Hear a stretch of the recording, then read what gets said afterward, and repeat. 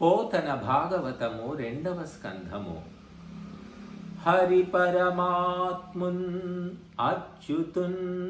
అనంతుని చిత్తములందలంచి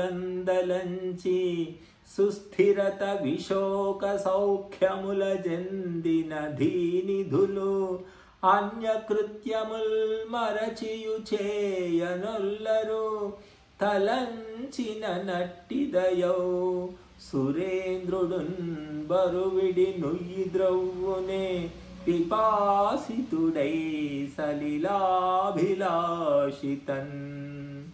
సర్వఫలప్రదాతయును సర్వశరణ్యుడు సర్వశక్తుడున్ సర్వజగత్ ప్రసిద్ధుడును సర్వగతుండు అగు చక్రపాణి ఈ సర్వశరీరులున్ నిగమ సంగతి జంది విశీర్యమాణులై పర్వినచో నభంబుగతి బ్రహ్మముదా జడకుండునెప్పుడున్ కారణ కార్య హేతువగు కంజదళాక్షుని కంటెను అన్యులెవ్వారును లేరు తండ్రి భగవంతున్ అనంతుని విశ్వభావనోదారుని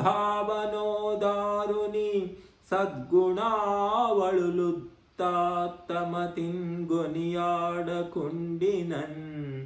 చేరవు చిత్తముల్ ప్రకృతి జందని నిర్గుణమైన బ్రహ్మమున్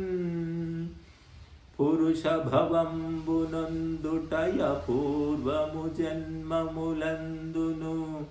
అందు భూసురకులమందు బుట్టుట అతి చోద్యమును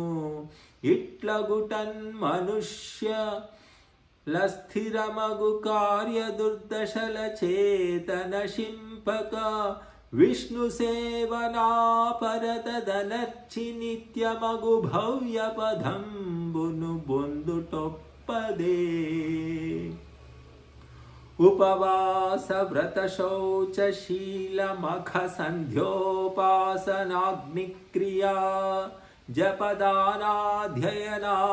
కర్మముల మోక్ష ప్రాప్తి సేకూరదు అచ్చపు భక్తిన్ హరి పుండరీకనయనున్ సర్వాతిశాయిన్ రమాధిపు పాపఘ్ను పరేషున్ అచ్యుతుని అర్ధింగొల్వలేకుండినన్